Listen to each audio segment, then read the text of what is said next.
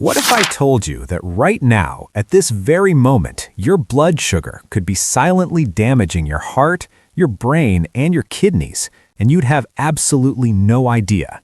No pain, no obvious symptoms, just a quiet, invisible process happening inside your body every single day. And here's the part that surprises most people.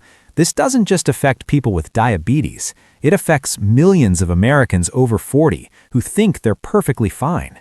But today, in the next few minutes, I'm going to show you 7 specific signs that your blood sugar is already out of control and a simple home solution that can help bring it back into balance. No gym required, no expensive medications, just practical, science-backed steps you can start today. And I've spent over 2 decades working with patients in internal medicine and metabolic health.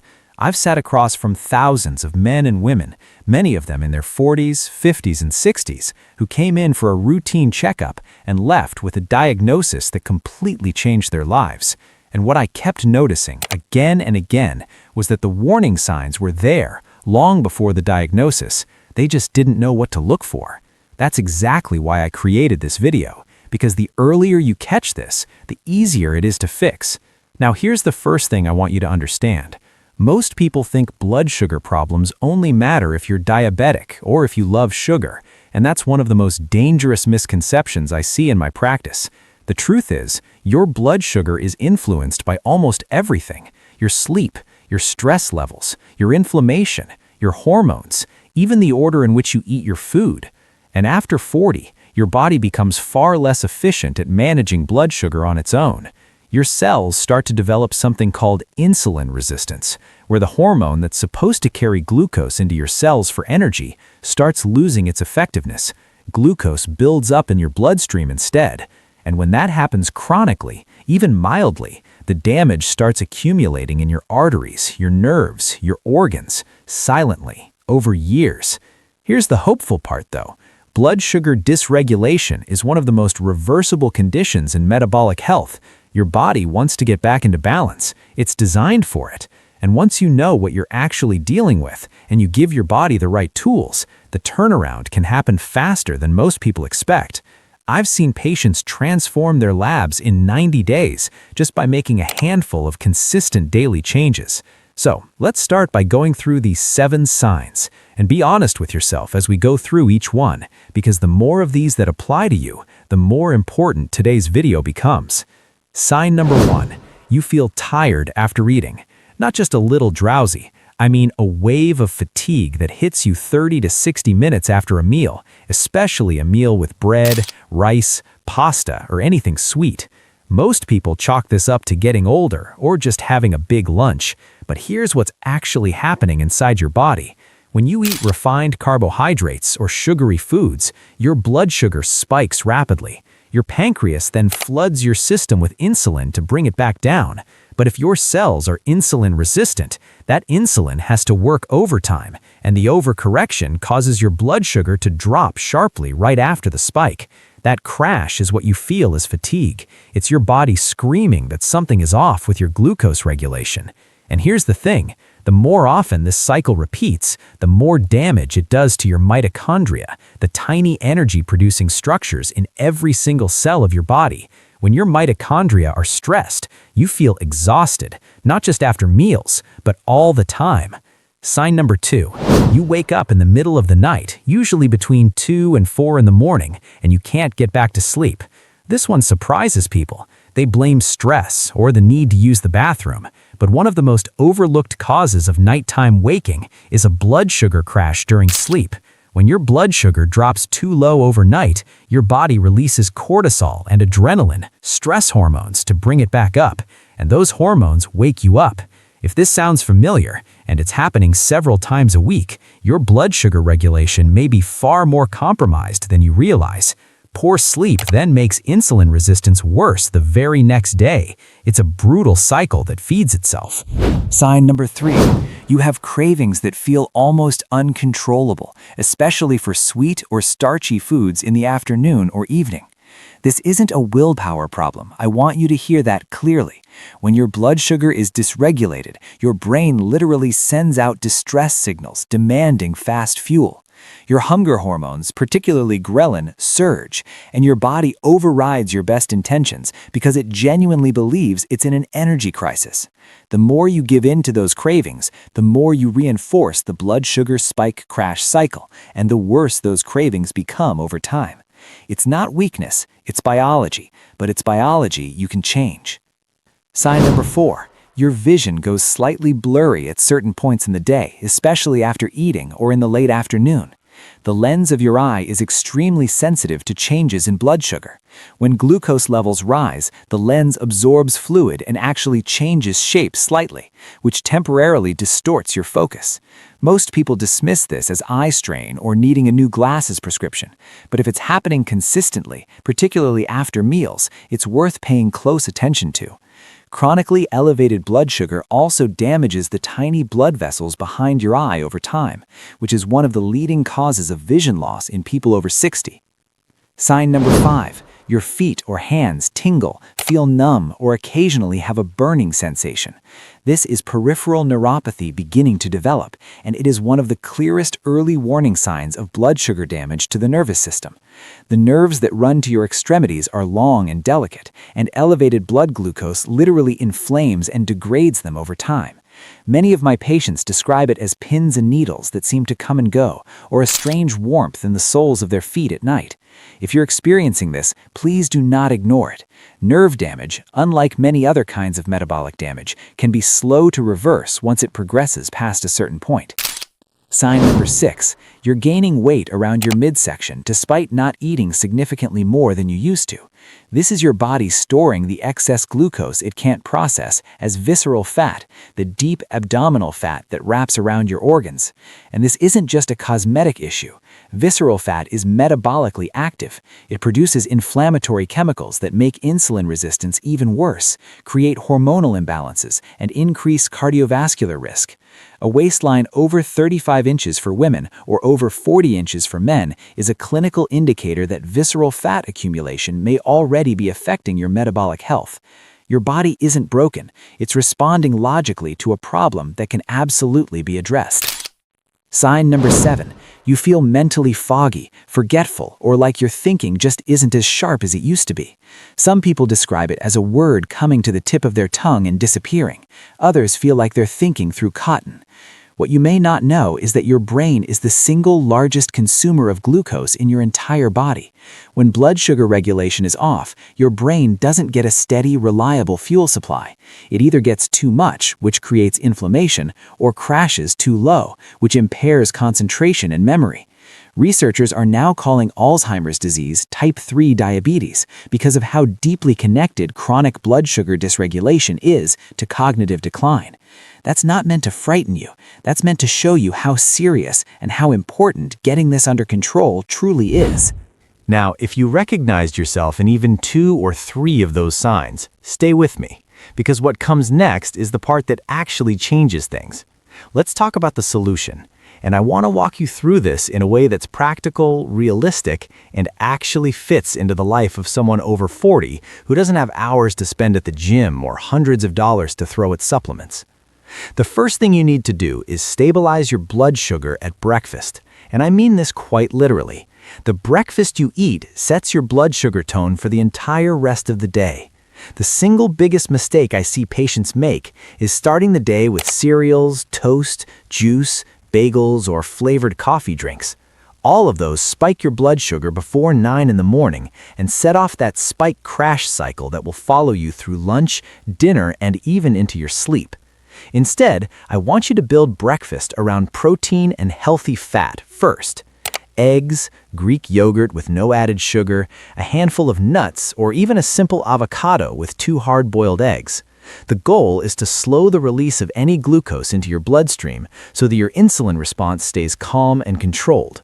When you eat protein and fat before carbohydrates, even just in the same meal, you meaningfully reduce the blood sugar spike from that meal. Studies have shown this can lower post-meal glucose by up to 40%. That's not a small number. That's the difference between a blood sugar spike that damages your arteries and one that barely moves the needle. Now, one powerful home habit that costs you nothing is a short walk after meals, even 5 to 10 minutes. I know it sounds almost too simple to matter, but your muscles are the largest glucose sink in your body.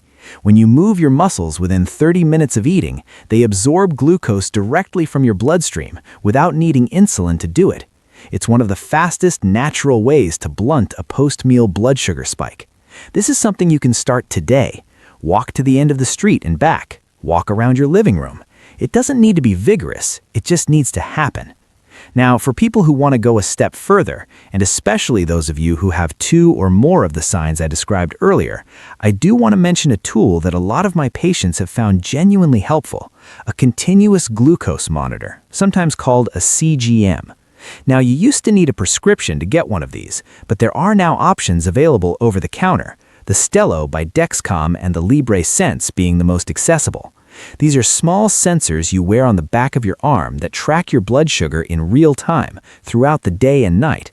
And what I've found is that nothing motivates behavioral change quite like seeing your own data. When you eat that piece of bread and watch your glucose climb 60 points in 20 minutes, it hits differently than any doctor telling you to eat better. The link will be in the description if you want to look into that further. They're typically around $50 to $90 for a 2-week sensor, which, when you consider the cost of managing advanced metabolic disease, is genuinely one of the better investments you can make in your health. That said, if that's not in your budget right now, I'd start with the food and movement changes we're discussing, because those alone make an enormous difference. The second piece of the solution is managing your stress hormones, and this one gets overlooked constantly. Cortisol, your primary stress hormone, directly raises blood sugar. It's part of your fight or flight response. When your body perceives a threat, it dumps glucose into your bloodstream to give you quick energy to run or fight. But modern stress is chronic and low grade, not short and acute. Traffic, financial worry, family stress, poor sleep, these all keep your cortisol elevated throughout the day. And elevated cortisol means elevated blood sugar, even when you haven't eaten a single carbohydrate. This is why 2 people can eat the exact same meal and have completely different glucose responses. The one who's sleep-deprived and stressed will spike significantly higher. So managing stress isn't just about your mental health, it is a direct metabolic intervention. The most effective free tool for this is diaphragmatic breathing, slow, deep belly breathing that activates your parasympathetic nervous system and literally lowers cortisol within minutes. Try this. Breathe in slowly for 4 counts, hold for 4 counts, breathe out for 6 counts. Do that 5 times before your 2 largest meals each day. It takes less than 2 minutes, and the research on its effect on glucose response is genuinely compelling. Now, I also want to mention something here that a lot of my patients have had tremendous success with, a high-quality magnesium glycinate supplement.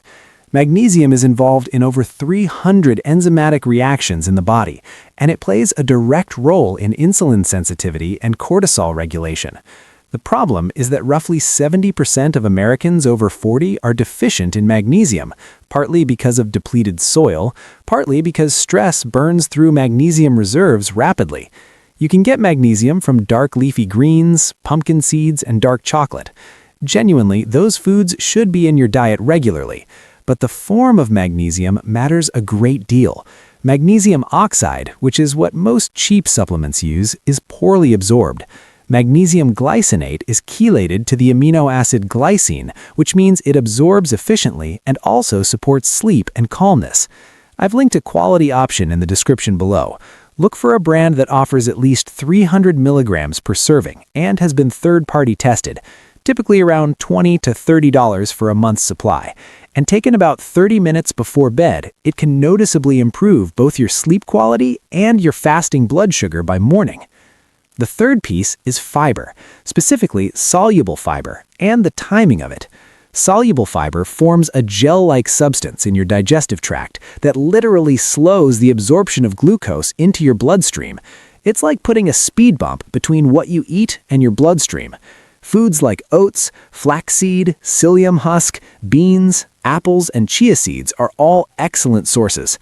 I recommend starting every lunch and dinner with a small, fiber-forward appetizer before the rest of your meal.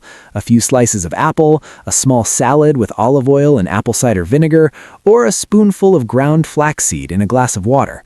This simple sequencing change, eating fiber before carbohydrates, has been shown in multiple clinical studies to reduce post-meal glucose spikes by 30 to 40%.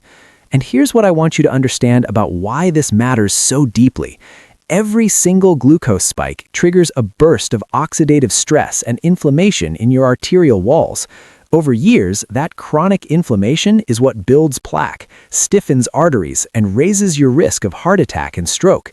You're not just managing a number on a glucose meter, you're directly protecting your cardiovascular system every time you eat fiber first.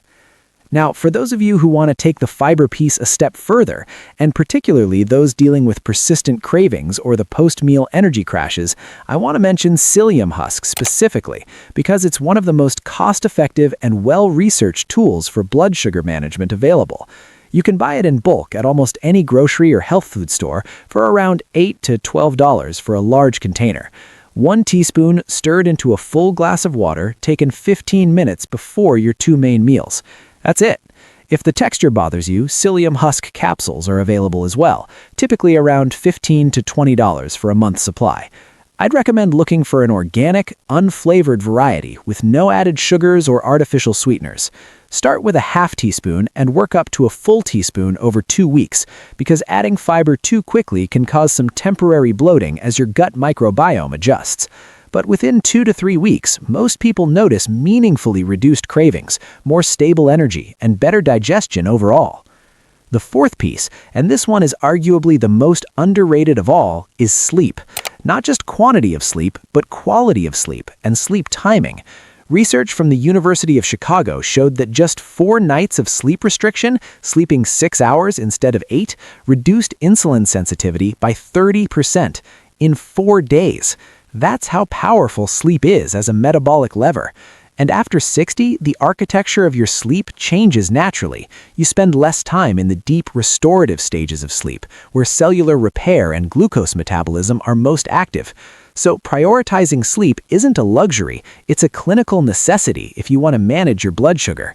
The practical changes that make the biggest difference: keep your bedroom cool, ideally between 65 and 68 degrees Fahrenheit, avoid screens for at least 45 minutes before bed, eat your last meal at least 2 to 3 hours before sleep, and keep a consistent wake time even on weekends.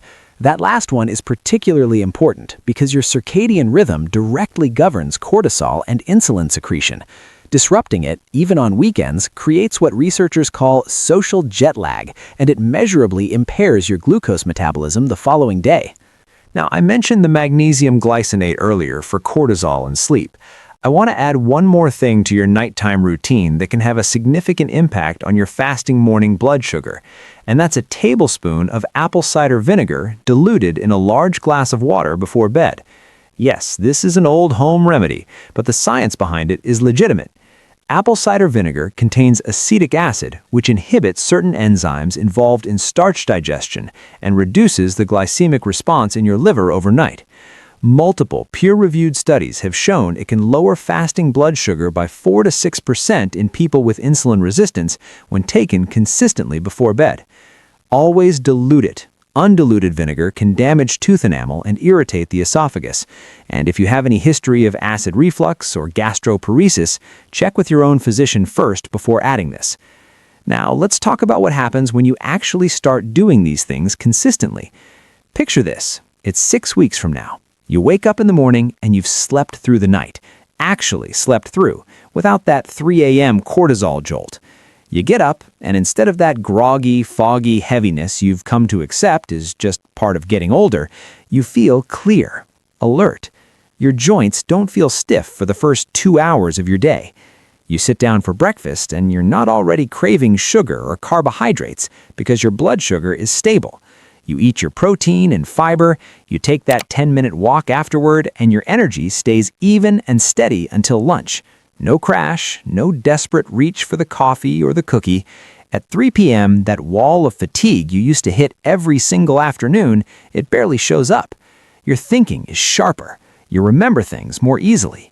You feel, for the first time in perhaps years, like your body is working with you instead of against you. That's not a fantasy. That is the documented clinical outcome of correcting blood sugar dysregulation. Your body is extraordinarily capable of healing when you remove the things that are interfering with it and give it the support it needs. Here's one final bonus habit I want to leave you with, and it's so simple that people often dismiss it until they actually try it. Cold water on your wrists and the back of your neck for 30 seconds after waking up. It sounds almost absurd, but activating your cold thermal receptors in the morning triggers a short burst of norepinephrine, a neurotransmitter that increases insulin sensitivity and metabolic rate for several hours. It also helps reset your circadian rhythm by creating a clear physiological signal that the day has started. Combine this with getting outside for even 5 minutes of morning light within the first hour of waking, and you are actively calibrating the hormonal and circadian systems that govern your blood sugar for the entire day. Again, no gym, no expense, just consistency. If today's video helped you see your situation differently, if you recognized yourself in those 7 signs, or if you're walking away with even 1 or 2 things you're going to try this week, please hit the like button. It tells me this is the kind of content that's actually helping people, and it helps others find this video who need it just as much as you did.